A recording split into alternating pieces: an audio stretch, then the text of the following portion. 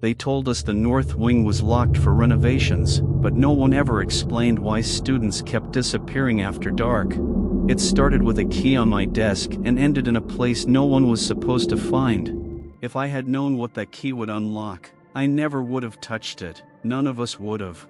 It started on a Friday, just past sunset, when the school had emptied out and the halls echoed with that strange silence you only hear when a place meant for chaos suddenly dies down. That kind of silence always makes your skin crawl. Our group, me, Ryan, Ethan, Maria, and Jess, were staying after school for a dumb dare. Last day before spring break, Ethan grinned, slapping his palm against an old locker. Perfect time for a little ghost hunt. He was always like that, brave on the outside, reckless to the bone. Maria rolled her eyes but followed along. Jess looked nervous, chewing on her sleeve. Well, I should have said no, but I didn't. Cedar Ridge High isn't special. A red brick, small-town public school with flickering lights, old vending machines, and a leaky roof. But everyone knows about the North Hall. That part of the school has been sealed off for over 25 years. No one uses it, no one cleans it, no one talks about it, at least not during the day. It was closed in 1995, after a janitor named James Dalton disappeared during his shift. The rumors say a group of seniors tricked him into checking the utility closet in the North Hall, locked him in, and left him there for hours. Some say when they came back, he was gone. Others say he never left, but no one found him, and the wing was shut down permanently. No renovations, no demolition, just chains and silence. It became a legend, naturally. Stories whispered at lunch, passed between freshmen like cursed candy. That Friday, Ethan dared us to break in. We didn't even hesitate. We waited until the last staff member left. The security guard, old Mr. Sims, locked the front doors without checking the gym side. He never did. We slipped out of sight and headed toward the far corridor. Behind the gymnasium, there, behind an emergency exit door and a caution, asbestos sign, was the path to the North Hall stairwell. The air was instantly colder. The lights dimmed the deeper we went. The stairwell itself was coated in dust so thick it muted our footsteps. The walls were scratched. At the bottom, the heavy double doors leading into the North Hall were chained and padlocked. Ethan pulled out bolt cutters. "Don't ask where I got these," he smirked. With a snap, the chain fell to the floor. The sound echoed through the dark like a scream. Jess hesitated. "Guys, what if someone hears?" "No one's here," Ethan said. "No one comes near this place, ever." He pushed the doors open. They groaned like a dying animal. Beyond them was a hallway frozen in time. Yellowing tiles, bulletin boards with curling edges, desks stacked in the corners. It smelled like mold and rust, but there was something else underneath, something sweet and rotten. Our flashlights cut through the dark like knives. Everything looked normal at first, but the silence, it was too perfect, like something was holding its breath. We passed old classrooms with broken glass. A paper globe, stained brown, still hung from the ceiling of room 107. In room 108, we found a half-erased lesson still scrawled on the chalkboard. Test Monday, electricity circuits. And then we found the janitor's closet. It was halfway down the hall, its door rusted and warped. As we approached, Maria noticed something on the ground. A key. It was sticking out from under the door, just barely visible in the flashlight's beam. She crouched and pulled it out. It was old, iron, maybe, heavy and ice cold. A small, yellowed tag dangled from it, faded from time but still readable. Property of J. Dalton. "Oh my God," Maria breathed. "It's his actual key?" Jess whispered. Ethan took it. The moment it touched his palm, the hallway lights, those that weren't even supposed to have power, flickered. We froze. "Okay, that's creepy," I said. Jess backed up. Maybe we shouldn't, but Ethan was already unlocking the closet door. The key turned smoothly. The door creaked open an inch. A gust of air blew out, freezing, sour, and thick, the kind of smell you instinctively recoil from. Old cleaning chemicals and something else, something that made the back of my throat sting. He opened it wider, and we aimed our lights inside. It was empty. Just shelves, a mop, a single, broken bucket. But then, the lights flickered again, and for just a blink, we saw something in the far corner. A figure, slumped, unmoving, like a man sitting against the wall with his back turned. When the lights steadied, he was gone. I saw that, Maria whispered. Tell me I wasn't the only one. I didn't see anything, Ethan muttered quickly, too quickly. Jess was halfway back down the hall. I wasn't looking at the corner anymore. I was staring at the key. It had started to bleed. Thin trails of dark red were sliding down Ethan's wrist. What the hell? He dropped it. The key hit the tile with a metallic clang. We stared at it. Then, from the back of the closet, we heard something. A soft, rhythmic scraping sound. Like a broom, sweeping the floor. No one said anything. No one moved. Because then it stopped. And from just behind the doorframe, we heard a voice whispered, rasping, too close. You're not supposed to be here. This story seems to be getting scarier, doesn't it? If you want more stories like this, be sure to like and subscribe to the channel. This helps create even more scary for you. We ran. No one said a word, we just took off. Flashlights bouncing in every direction as we sprinted back through the north hall. The whisper had frozen the air around us. That voice, it wasn't just close, it was inside the air, like it came from the walls themselves. When we finally burst through the gym's storage exit, gasping for breath, we didn't stop running until we reached the edge of the parking lot. The school sat behind us like a sleeping beast, cold and dark. Ethan bent over, coughing. What the hell was that? Jess was crying, clutching her arms like she couldn't stop shaking. Maria didn't speak. She just stared at her phone's flashlight, still on and flickering like it had been drained. I looked at my own hands. My fingers were trembling. I hadn't even realized I was holding the key, Dalton's key, but there it was, slick with a dark stain that was now drying into rust. I dropped it, but it didn't hit the ground. It vanished before it touched the pavement, like it had been pulled down through the asphalt. What the hell is going on? Maria finally asked, her voice hoarse. We didn't have answers. We just went home. That night, I didn't sleep, not really. I kept hearing it, the soft sweeping sound, sometimes behind my closet door, sometimes beneath my bed, and at exactly 3:03 a.m. My bedroom light turned on by itself, just a flash, then darkness again. I didn't tell anyone. The next morning, I found a single long, gray hair on my bedroom floor. I live alone with my mom. She's blonde. By Monday, the four of us had barely spoken. It was spring break, but no one was posting selfies or beach pics. We weren't okay. Then, Jess disappeared. Her mom posted a missing person alert Tuesday morning. She'd gone to bed after texting a friend goodnight. Her bedroom was untouched. No sign of struggle, no footprints. The only odd detail was that her window, normally locked, was found wide open. And the floor? Swept clean. Every bit of dust, gone.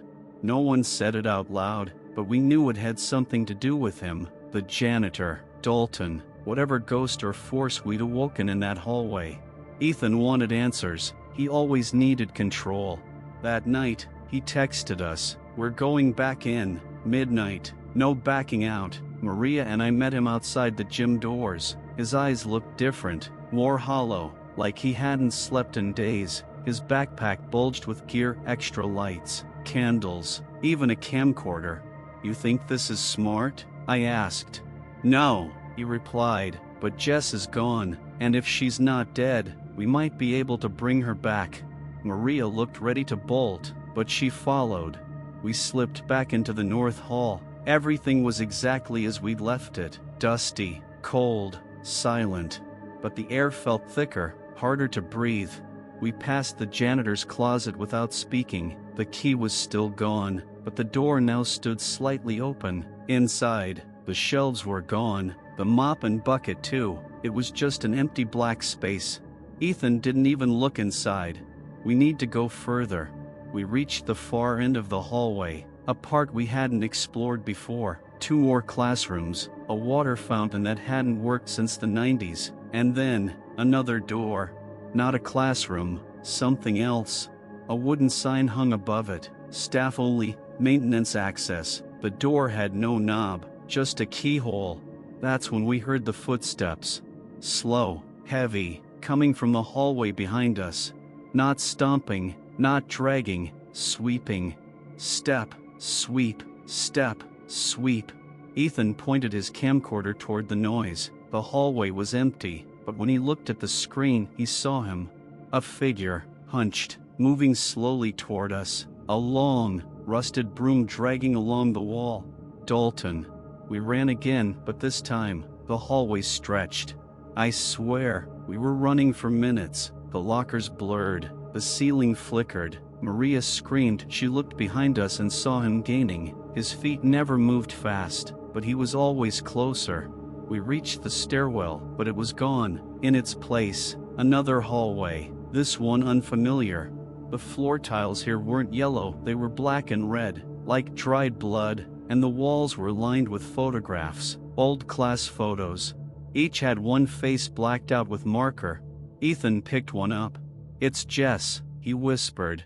It was. She was in the corner of a group photo, but her eyes had been scratched out. "Put that down," Maria hissed. "We're leaving." That's when the lights cut out entirely. And in the pitch black, we heard a voice, not a whisper this time, a low, guttural growl that echoed through the very air. "She stays." We ran, again. I don't even remember how we found the exit, or how we burst through the janitor's closet back into the real hallway. 1 second we were surrounded by blackness, and the next, we were gasping for air in the gym. But Ethan wasn't with us. Just me and Maria. We screamed his name. We looked everywhere. No sign. Just the key. It lay on the bleachers. Still bleeding. We didn't call the cops. We should have. But what would we even say? "Hi." Our friend disappeared into a haunted wing of the school that's been sealed off for 25 years. Also, a ghost janitor might have bled on a magic key. We didn't want to be locked in a psych ward, and maybe deep down we believed it wasn't over yet. That we could still get Ethan back. We waited 2 days. Nothing. No texts. No sightings. Just a growing heaviness in the air around us. My house started smelling like bleach. Not faint, strong. And every night, at exactly 3:03 a.m., the sweeping sound came back. Once, I saw something in the mirror behind me, just for a moment. A man in a stained uniform, standing with his back to me.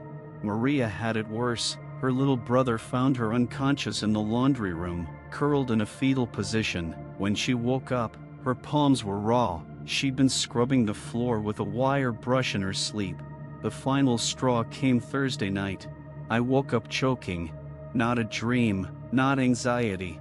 My room was filling with smoke. Thick, chemical smoke like burning plastic. I coughed, rolled off my bed, and saw a message etched into my floorboards.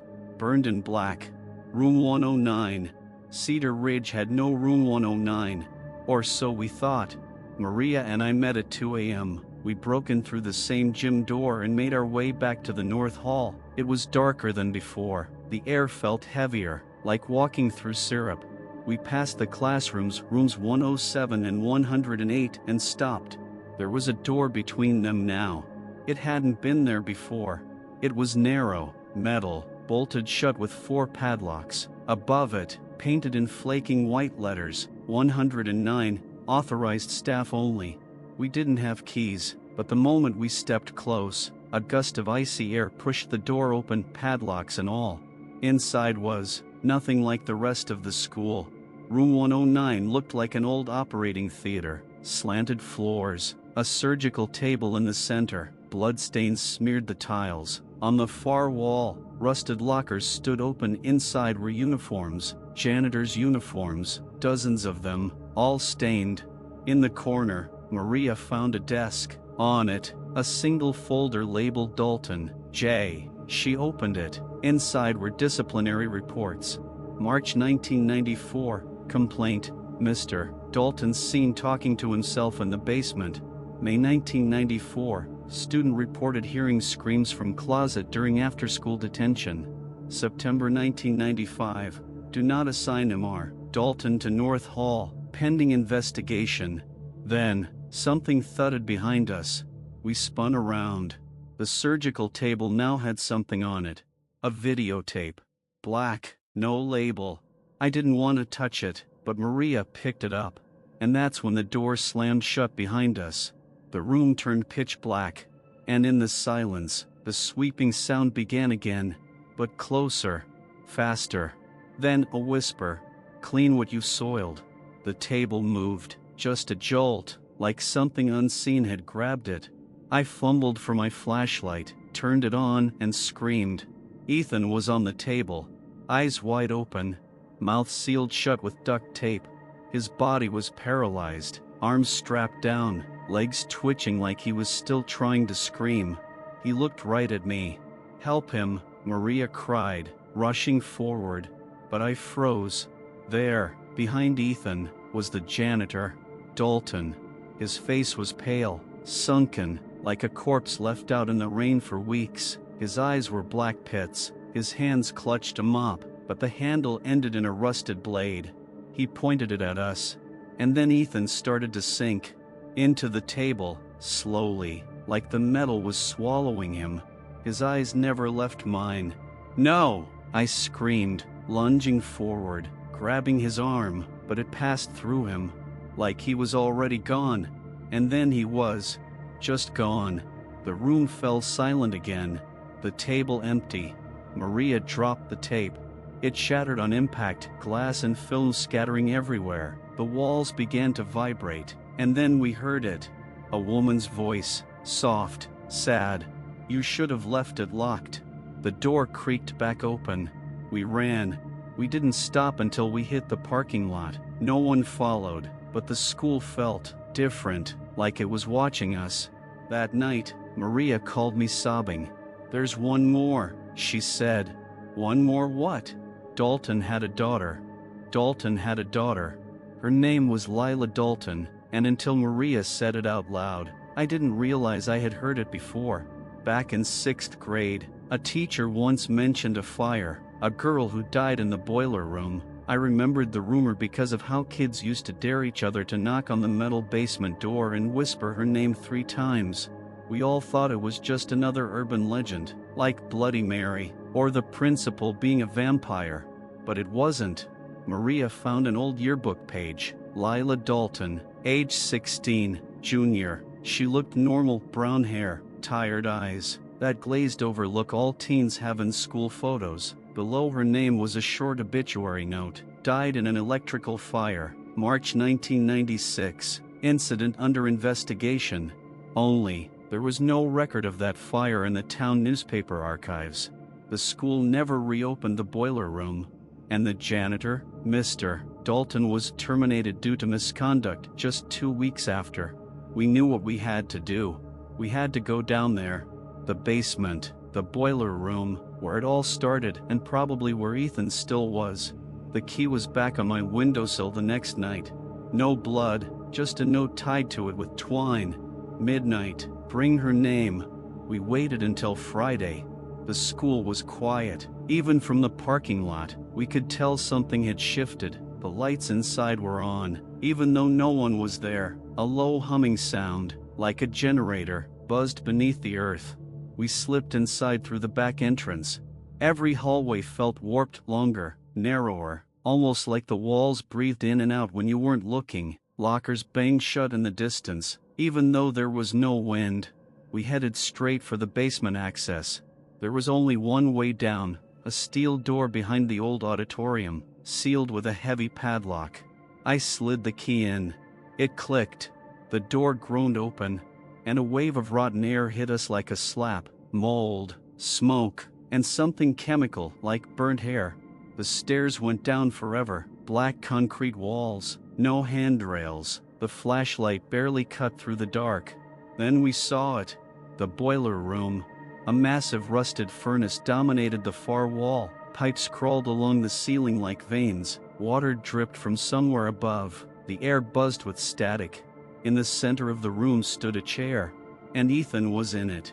His head was slumped forward, still breathing but barely, and behind him stood her, Lila Dalton. She looked exactly like her photo, except melted. Her face was half-burned, skin dripping like wax. Her eyes were hollow but full of something ancient and angry. She stared right at us as we approached. "You shouldn't be here," she whispered. "We came for him," I said. "Please, let him go." She blinked slowly. A tear sizzled down her cheek. "He watched," she said. "Watched what?" "My father did things in this room, and they watched, heard the screams. They didn't stop him. No one stopped him." She raised her hand, and the furnace roared to life behind her. Maria cried out. The air got hotter. "We're sorry," I said. "We didn't know." "But you opened the door," Lila said. "You brought him back." Suddenly, a second figure stepped out from the shadows. Mr. Dalton. His mouth twisted into a smile, his jaw dislocated like a snake's. His hands gripped the mop knife again. "I told her I'd clean it all," he said. "All the filth. Every one of them." He reached for Ethan. "No!" Maria screamed. I lunged forward, grabbed the only thing I could, the key. It burned in my hand, but I shoved it forward, into Dalton's chest. And he froze. His body went stiff, eyes wide. He looked down, shocked, not in pain, but recognition. The air imploded. A scream shattered the silence, but it wasn't human. It was like metal being twisted, burned, and buried all at once. Dalton collapsed into ash. Lila screamed too, but hers sounded relieved. She looked at us one last time, and then she faded. Just like that, gone. We got Ethan out.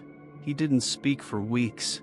When the police asked questions, we said he had gotten lost after hours. They chalked it up to teen trespassing. The school finally decided to seal off the basement for good. Cement poured into the stairwell. And room 109? Gone. No record, no door. But we know it was real. It's been 3 months. Maria moved away. She couldn't stay here. I don't blame her. Ethan still won't talk about what he saw. Sometimes he stares at the wall like he's listening to something. Me? I still have the key. It turned black after that night, cold to the touch. I keep it locked in a drawer, deep under books and sweaters and anything else that makes me feel normal. But some nights, at exactly 3:03 a.m., I hear it jingling, and a soft, steady sound from outside my bedroom door. Step, sweep, step, sweep. Don't forget to like, comment your thoughts on this terrifying story, and subscribe for more spine-chilling horror tales.